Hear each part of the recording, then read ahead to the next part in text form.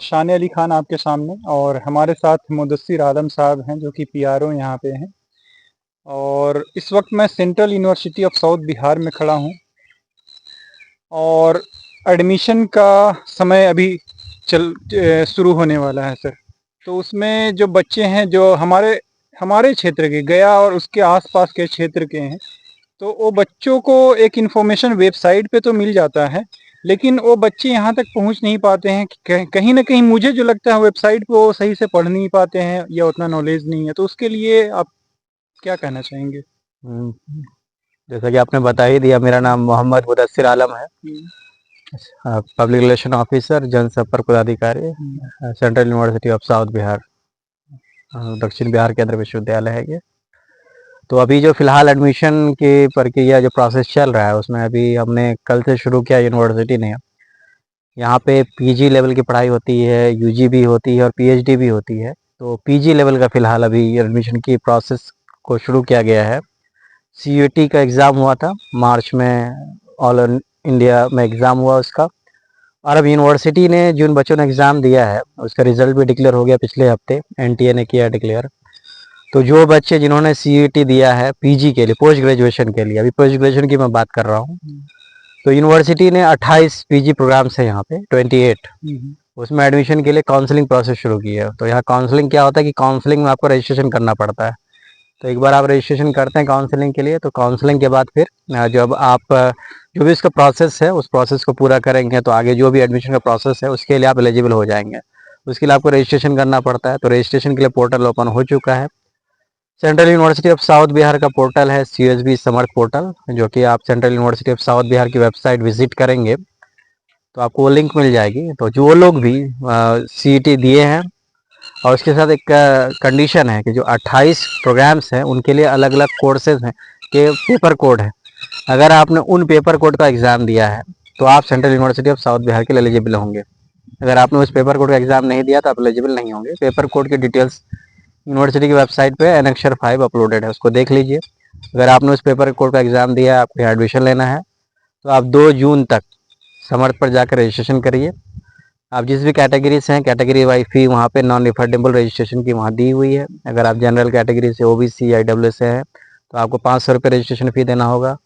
SC ST या आप PWD हैं तो आपको 200 रुपये रजिस्ट्रेशन फ़ी देना होगा, जो कि नॉन रिफंडेबल है। अगर आप एक से ज़्यादा कोर्स के लिए करना चाहते हैं तो फिर वो अमाउंट आपका डबल होता चला जाएगा। 2-3 जितना करेंगे उतना अमाउंट आपको हर किसी के लिए रजिस्ट्रेशन अलग अलग करना पड़ेगा आपको।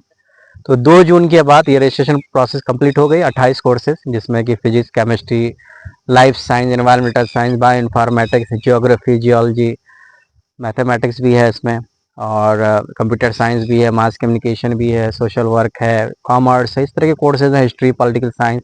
तो आपने जो भी दिया है आप रजिस्ट्रेशन कराइए 2 जून तक।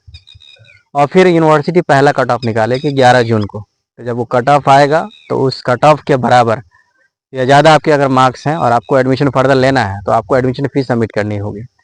एडमिशन फ़ीस अलग अलग कोर्सेज की अलग है, जो कि रेंज करता है 9,000 से स्टार्टिंग है, और करीब करीब किसी किसी का तो मोर देन 20,000 भी है। वो डिपेंड करता है जितना होगा उस हिसाब से आपको पेमेंट करना है। पेमेंट करेंगे तो ये हुआ कि आपने सीट ब्लॉक कर लिया। जैसे आप करते हैं ना ट्रेन में रिजर्वेशन करते हैं, तो एक तरह से आपने रिजर्वेशन करा लिया। तो हो सकता है रिजर्वेशन के बाद अभी लिस्ट आएगी, चार्ट आएगी, तो हो सकता है आपके कि कट ऑफ जो मार्क्स थे उसके हिसाब से आप कंफर्म लिस्ट में भी हो सकते हैं, या आप वेटिंग में भी रह सकते हैं। कि अगर कुछ हो सकता है कि 60 कट ऑफ था तो 60 में अगर 20 लोगों का सिलेक्शन होता है या 45 का होना था, 45 के बाद अगर वो सीट ब्लॉक हो गई तो आप वेटिंग लिस्ट में जा सकते हैं, क्योंकि 46 नंबर अगर आपका है तो आप वेटिंग में जा सकते हैं। और ये वेटिंग कंफर्म होता है क्योंकि लोग कभी कभी होता है कि दूसरे यूनिवर्सिटीज़ को भी ट्राई करते हैं, वो एडमिशन कैंसिल कराते हैं, तो वहाँ आपका एडमिशन हो सकता है। तो यही प्रोसेस होती है, जो प्रोसेस चलती रहेगी। 8 जुलाई को फाइनल एडमिशन लिस्ट आएगी, उस लिस्ट में आपका नाम होगा, और 14 जुलाई से क्लासेस पीजी की शुरू होंगी।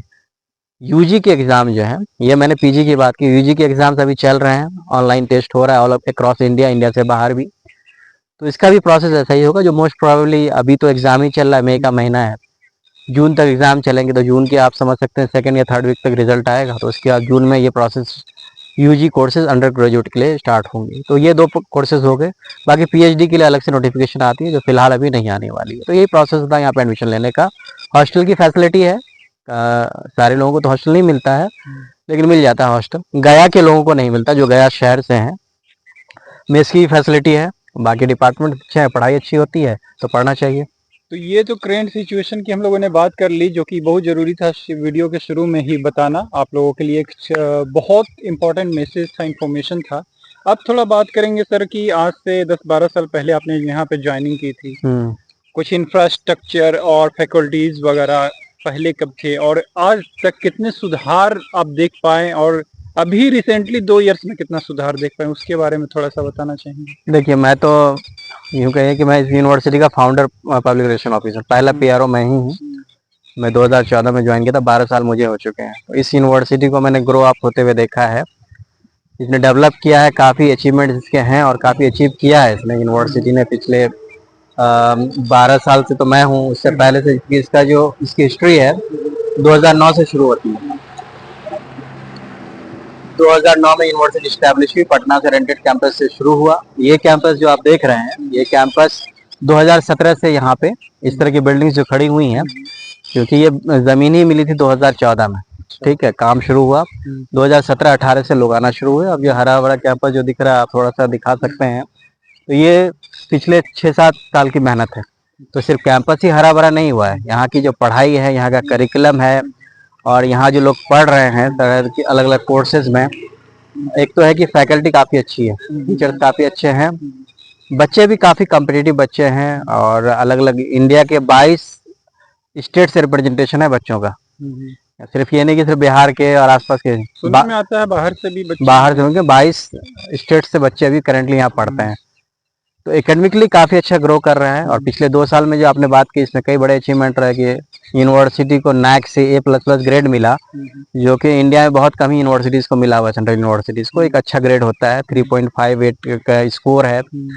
फिर यूजीसी ने 2024 में यूनिवर्सिटी के रिसर्च को देखते हुए, यहाँ के इंफ्रास्ट्रक्चर को देखकर यूनिवर्सिटी को एक कैटेगरी 1 का दर्जा भी दिया।